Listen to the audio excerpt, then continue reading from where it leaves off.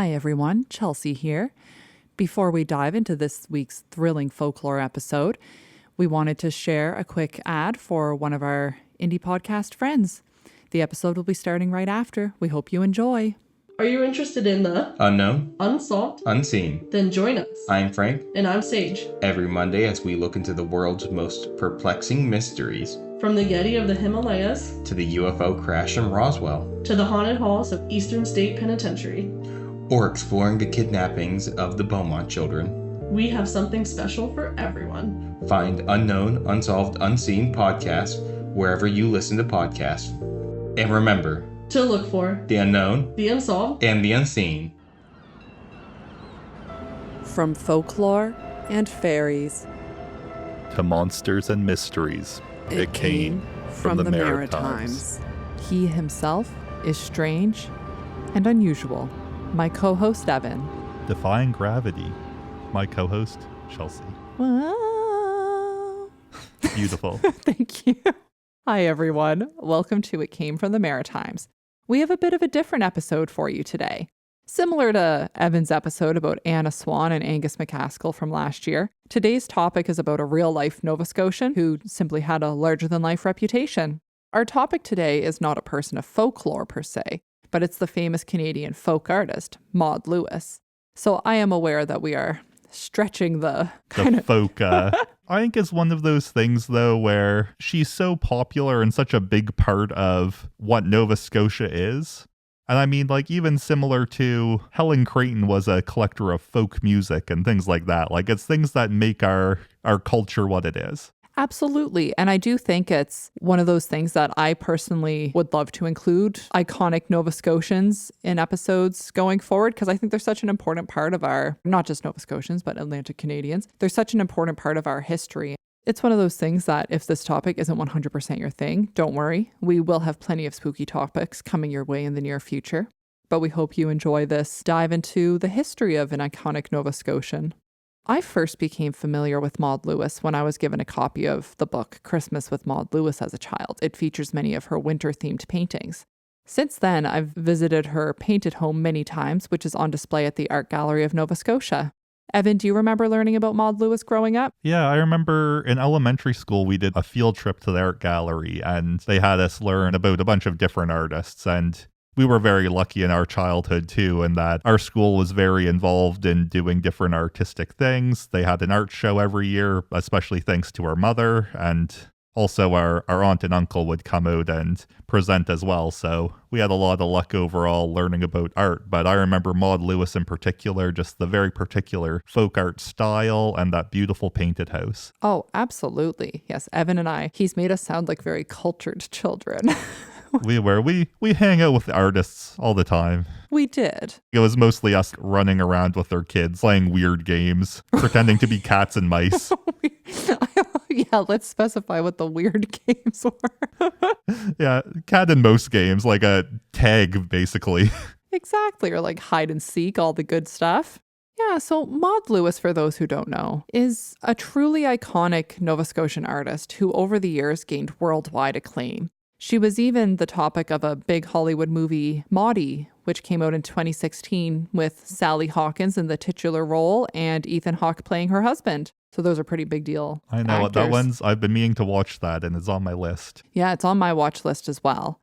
I find her life and her artwork fascinating, and I did want to do a deep dive into her history. So I hope you enjoy it. And like I said earlier, we will have plenty of our spooky topics in the near future. Maud Dowley Lewis was born on March 7th, 1903 in South Ohio, a small town just inland from Yarmouth, Nova Scotia. Maud was born with a physical disability, which sadly led to her being bullied in her early years, possibly leading to her leaving school at age 14. She did live a happy life at home. She was raised by her father Jack, a blacksmith and renowned craftsman from the area, and her mother Agnes, who shared her love of painting, carving, and music with Maud. Maud's first paintings were actually Christmas cards that she and her mother would work on and sell. Tragically, both of Maud's parents passed away within 2 years of each other, in 1935 and 1937. Her older brother inherited the family home, so Maud moved to Digby to live with an aunt. After moving to Digby, Maud started housekeeping for a man named Everett Lewis. He lived in a modest home with no electricity or plumbing. But Maud enjoyed her time there. They fell in love and they got married in 1938 when Maud was 34 years old. Maud Lewis never strayed far from the south shore of Nova Scotia. In fact, she never traveled further than Halifax. She once said, "I ain't much for traveling anyway. As long as I have a brush in front of me, I'm all right."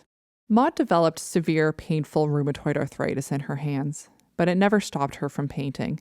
They actually believe now, like in modern times, that her childhood physical disability was a result of juvenile rheumatoid arthritis, which can be quite debilitating. Yeah, it can be. She was very passionate about her art, and she spent most of her time working on it. Many of her paintings were on green-backed particle board, but she would paint anything she could get her hands on, from seashells to dustpans and even her home. And I think that's the thing that's so special about seeing her house there. It's just the whole thing is a piece of art. Oh, it really is, like inside and out. Mm-hmm. Her folk art was whimsical. She loved animals, nature, and her rural life, all of which were reflected in her bright paintings. She had no formal training, but her paintings brought joy to her and those around her. Her paintings featured South Shore landscapes and scenes of farm life like those of her famous oxen. Her home was on the main road between Digby and Yarmouth, so many folks would pass by, stopping when they were intrigued by the sign stating, "Paintings for sale, M. Lewis." Her paintings were originally sold to neighbors and folks who happened to be driving by, but soon word of her talent spread, and folks made her house the destination. Evan, would you have stopped and bought a painting? I like to think so. Right?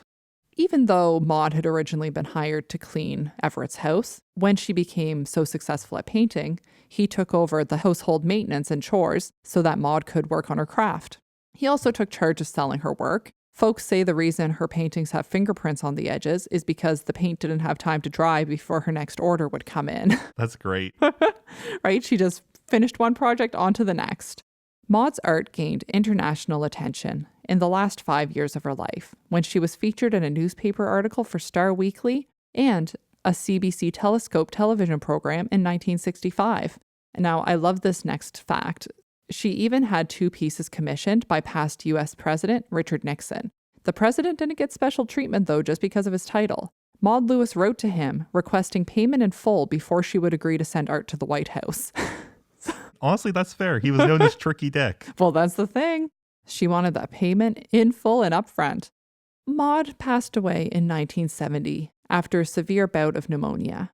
Her physique was so small and frail that she was buried in a child's coffin. Even with her fame, she was given a modest funeral and she was buried in a pauper's grave in Marshalltown. Sadly, 9 years later, Everett was murdered during a home robbery. So the two had quite a tragic end. No, that's awful. Maud's legacy lives on decades later. And as it happens with so many artists, it's grown exponentially since her death. We've mentioned already in the episode that her love of creating art resulted in her painting her own home. Her neighbors in Digby couldn't stand to see the home deteriorate after Everett was killed. So they formed the Maud Lewis Painted House Society, and in 1984 arranged for the house to be sold to the province of Nova Scotia. It was then given to the Art Gallery of Nova Scotia to be restored and conserved, and it's been there on display since 1998. You can still see it there in a gallery with many of her paintings. And it's cool because they have a plastic panel, so you can't step inside the house, but you can peek in, you can get a view of everything. Mm-hmm. And you can see it truly was like a tiny little cottage. Oh, yeah. And it was built for her small size, too. Absolutely. I could not stand upright in there. No. And it's one of those things that part of the reason I find Maud Lewis so cool is that in spite of her severe arthritis, that if you look at photos of her fingers are curled from the arthritis, but she didn't let it slow her down. She continued doing what she loved. And it sounds like Everett was a bit of a cranky character at times, but it sounds like they made quite a happy life. Mm-hmm. We highly recommend a visit to the Art Gallery of Nova Scotia to see her house if you're in Halifax. And if you're in Digby, make sure you stop by the Maud Lewis Memorial Park. An architect built a steel replica of the house in the exact dimensions, and the goal of that was to help demonstrate the humble reality of Maud's life. I love that. Yeah. So Maud Lewis once said, "What is life without love or friendship?" I think we could all learn from her perseverance and ability to find joy in the day-to-day life. So yeah, like I said, a little different from my little ghoulish tales I normally share, but I did. I find there's so many interesting people in Atlantic Canadian history, so I felt like it's always nice to recognize them as well, in addition to the slightly less reliable tales we typically see in folklore. Exactly. Something that we can say with some actual fact. Right, we love a cold, hard fact once in a while. So for today's segment, I wanted to dive deeper into painted houses. Because although Maud Lewis's is one of the most famous, at least to me, and Nova Scotians probably, there are many others around, and a lot of them actually have a folklore significance. So see, I snuck some folklore in the episode. I would be remiss if I didn't mention Nova Scotia folk artist Barry Colpitt's painted house on the Eastern Shore. I will never forget the first time I was driving down Highway 7 and I saw his decorated home. The sides of his home are covered in his own folk art, and it catches the eye. Like, it really is honestly worth the trip. So I included a photo here for Evan to see, and I'm going to share it. At it. I don't know if I've ever seen this personally, but it is quite the image. Oh, it is. A lot going on there. There is. I remember the first time I was doing a road trip on the Eastern Shore, I didn't realize that it belonged to a folk artist. I just thought it was like someone was very passionate about colorful art. I mean, also a lot of Jesus. There is. Like, there's a big folk art sign that says Jesus. I'm counting at least 4 Jesus paintings on the side, too. And that's just one side. True. So, definitely worth the trip down the Highway 7 if you get a chance. Our next painted houses, we're going international. I apologize if I mispronounce this, but Zalapy, a small village in Poland, is known for its cottages decorated with floral folk art, and they're decorated inside and out. So, originally, the floral patterns were quite basic designs, which involved either a wolf's teeth zigzag design, which was inspired by protective symbols, or smooth wavy lines, which were meant to encourage fertility. So I included a photo here that I'll share to the social media. Over the years in this town, the floral paintings have become grander and more intricate, but the floral designs are consistently symmetrical, and this is because they're meant to symbolize the tree of life. So I thought that was cool. Oh yeah, that's neat. Yeah. So the final painted homes we'll talk about are the white houses of the Scottish Highlands. Now, these are not painted to be decorative, they're just white houses. So what makes them important? Well, let me tell you. So the story goes like this. Scotland was once populated by giants who decided they needed to rest. They told mankind that they were going to sleep for 10,000 years and asked them to look after their giant sheep for them, because of course giants would have giant sheep. Of course. The giants warned mankind that every 1,000 years, one of the giants would wake just long enough to make sure their giant sheep were fine. They told the men that if the sheep didn't survive, the giants would wreak vengeance upon them. So, not ideal. No. When you're in the Highlands, there's all those rolling hills. Mm-hmm. I always assumed they were just mountains, but according to folklore, those are actually the curves of the sleeping giants. Oh. So they can keep watch. Evan and I have both been to Scotland. Neither of us have ever seen giant sheep. If only. Right? Sadly, the giant sheep did not survive. And mankind decided that since they needed to trick the giants into staying asleep and not wreaking their vengeance, they would need to find a way to make them think the giant sheep were still thriving. So they decided to paint their homes white to trick the giants into thinking that there were giant sheep grazing in the grass. I love that.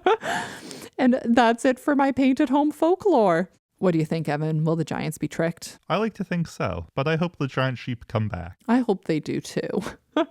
Thank you so much for joining us for this episode of It Came From The Maritimes. You can find us on social media, on Instagram, Facebook, and TikTok at It Came From The Maritimes, on Blue Sky at ICFT Maritimes, and if you have any Atlantic Canada folklore you'd like to see covered, or any spooky encounters of your own, email us at itcamefromthemaritimes@gmail.com. We're also on Patreon, so please check that out if you'd like some bonus content.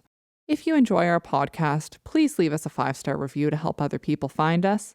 So we always end our episodes with a folklore tip. Evan, do you have one for today? So this is inspired by some of Maud Lewis's paintings of horses. And this week's tip is, if you see a white horse, make a wish. Bye.